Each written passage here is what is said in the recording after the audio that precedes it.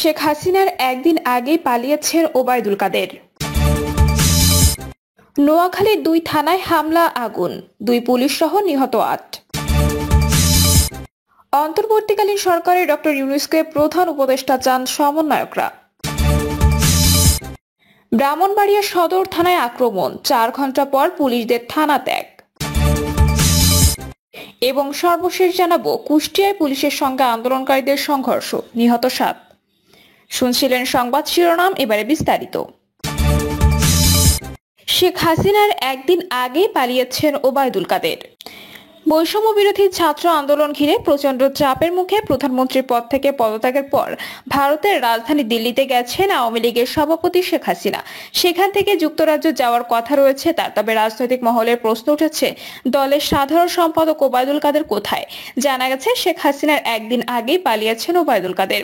সূত্র মতে গত শনিবার বিকেল থেকে আওয়ামী লীগ সাধারণ সম্পাদক গা ঢাকা দিয়েছেন। জাতীয় নির্বাচনের পর থেকে প্রতিদিন মিডিয়ার সামনে কথা বললেও বৈষম্য বিরোধী ছাত্র আন্দোলনে শেষ মুহূর্তে মিডিয়ার কথা কম বলতে দেখা যায় তাকে।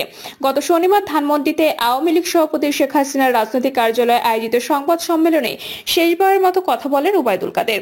তাকে কোথাও দেখা যায়নি। আরেকটি সূত্র বলছে আওয়ামী লীগ সাধারণ সম্পাদক এবং সড়ক পরিবহন ও সেতুমন্ত্রী ওবায়দুল কাদের রোববার রাতে দেশ ত্যাগ করেছেন।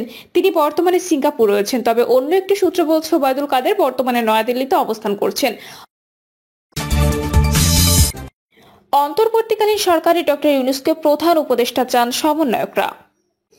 নোবেল বিজয়ী অধ্যাপক ডক্টর মোহাম্মদ ইউনূসকে প্রধান উপদেষ্টা করে অন্তর্বর্তীকালীন সরকার গঠনের রূপরেখা দিয়েছেন বৈষম্য বিরোধী ছাত্র আন্দোলনের সমন্বয়করা। ভিডিও বার্তায় নাহিদ হাসান বলেন, অন্তর্বর্তীকালীন সরকার গঠনের রূপরেখা দিতে আমরা 24 ঘন্টা সময় নিয়েছিলাম, কিন্তু জরুরি পরিস্থিতি বিবেচনায় এখনই রূপরেখা ঘোষণা করছি। আমরা সিদ্ধান্ত নিয়েছি ডক্টর মোহাম্মদ ইউনূসকে প্রধান উপদেষ্টা করে ছাত্র নাগরিক অভ্যুত্থানের অন্তর্বর্তীকালীন সরকার গঠন করা হবে।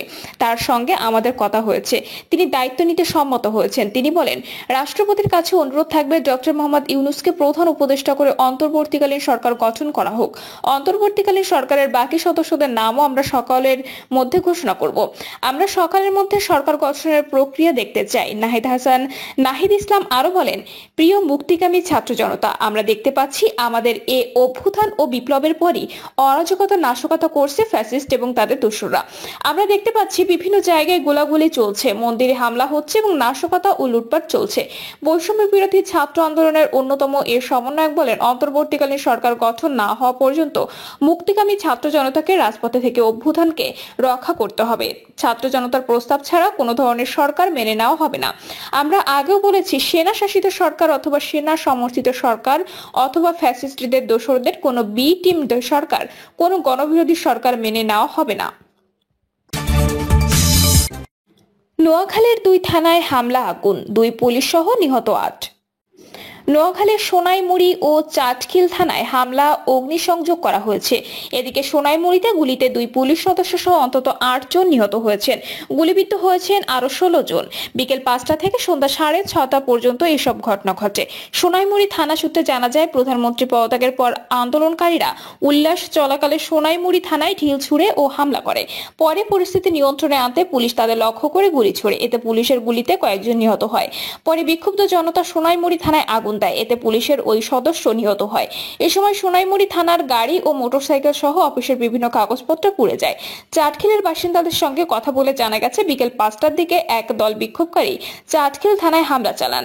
থানা ভবনের ভেতরে প্রায় প্রতিটি কক্ষে হামলা ভাঙচুরের পর অগ্নিসংযোগ করা হয়। স্থানীয় একজন বাসিন্দা বলেন, হামলার সময় থানার ভেতরে আটকে পড়েন পুলিশের 3 সদস্য। তারা ছাদে গিয়ে আশ্রয় নেন। পরে বিক্ষোভকারীদের কয়েকজন তাদের উদ্ধার করেন। হামলাকারীরা থানার কম্পাউন্ডে থাকা যুব উন্নয়ন অধিদপ্তরের ভ্রাম্যমাণ কম্পিউটার প্রশিক্ষণের একটি গাড়িও পুড়িয়ে দেয়।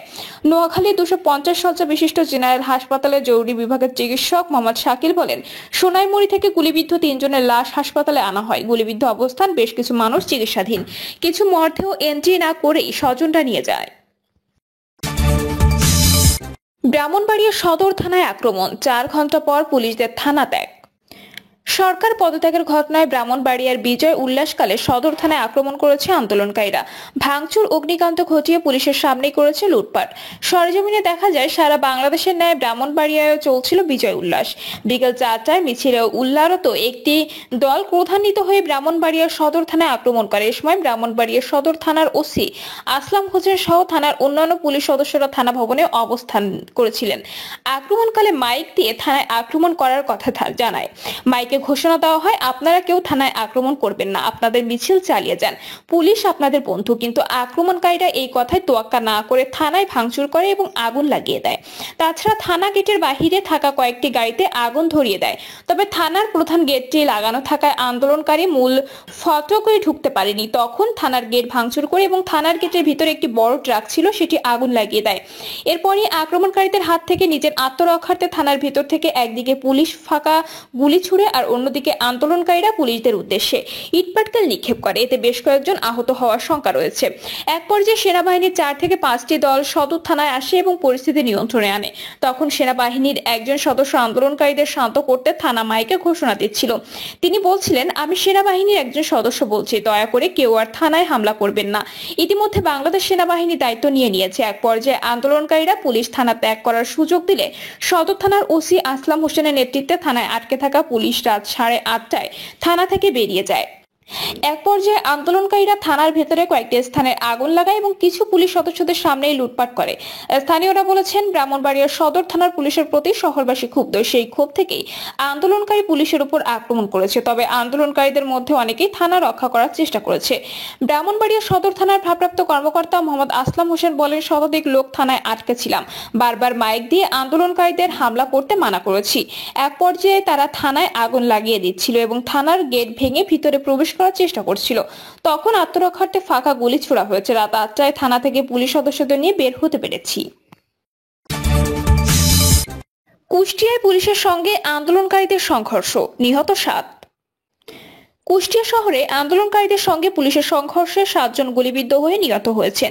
এ ঘটনায় আহত হয়েছেন শতাধিক। কুষ্টিয়ার সমন্বয়ক তুষার আহমেদ তুহিন বলেন, আজ বিকেলের দিকে বৈষম্য বিরোধী ছাত্র আন্দোলনে বিক্ষুব্ধরা থানাপাড়ার মোড় ও মজমপুর মোড়ে অবস্থান নেওয়ার চেষ্টা করেন। এ সময় আন্দোলনকারীদের পুলিশ রাবার বুলেট, কাঁদানে গ্যাস ও গুলি ছুড়তে থাকে। পুলিশের গুলিতে থানাপাড়ায় ঘটনাস্থলে 3 জন মারা গেছেন। পরে হাসপাতালে চিকিৎসাধীন অবস্থায় আরো 4 জন মারা যান। এই ঘটনায় 2 শতাধিক আন্দোলনকারী আহত হয়েছেন।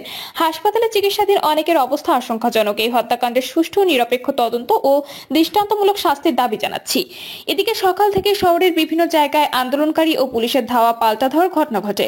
পুলিশ আন্দোলনকারীদের ছত্রভঙ্গ করতে কাঁদানে গ্যাস ও রাবার বুলেট নিক্ষেপ করে। কুষ্টিয়া শহরের থানায় মোড়, মজমপুর, সাদ্দাম বাজার, NS রোড, 6 রাস্তার মোড়, 5 রাস্তার মোড় সহ বিভিন্ন এলাকার রণক্ষেত্রে পরিণত হয়। বিকেলের দিকে মজমপুর ও থানাপাড়ায় আন্দোলনকারীদের গুলি করে পুলিশ। এতে আন্দোলনকারী শিক্ষার্থী সহ 7 জন গুলিবিদ্ধ হয়ে নিহত হয়েছেন। আহত হয়েছেন 2 শতাধিক।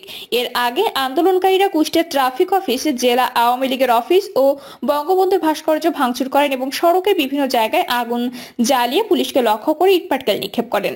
পুলিশ ধাওয়া ও রাবার বুলেট, কাঁদানে গ্যাস নিক্ষেপ করলে আন্দোলনকারীরা বিভিন্ন অলিগলিতে আশ্রয় নেন। বিকেলের দিকে পুলিশ পরিস্থিতি সামাল দিতে না পেরে পুলিশ লাইন্সে চলে যায়। পুলিশ পিছু হটলে আন্দোলনকারীরা থানায় হামলা করে। থানা কার্যালয়, ওসির বাসভবন ভাঙচুর ও অগ্নিসংযোগ করে। এছাড়া কুষ্টিয়া শহরের 5 রাস্তার মোড়ে বঙ্গবন্ধুর ভাস্কর্যটি ভেঙে ফেলেন। এ বিষয়ে কথা বলার জন্য কুষ্টিয়া মডেল থানা পুলিশের ভারপ্রাপ্ত কর্মকর্তা মাহফুজুর রহমান ও 250 শয্যা কুষ্টিয়া জেনারেল হাসপাতালে আবাসিক চিকিৎসা কর্মকর্তা তাপস কুমার সরকারের মুঠোফোনে একাধিকবার কল করলেও তারা রিসিভ করেনি। প্রিয় দর্শক, এই ছিল এখনকার সর্বশেষ সংবাদ। আপডেট সব সংবাদ পেতে চ্যানেলটি সাবস্ক্রাইব করে বেল আইকনটি ক্লিক করে রাখুন।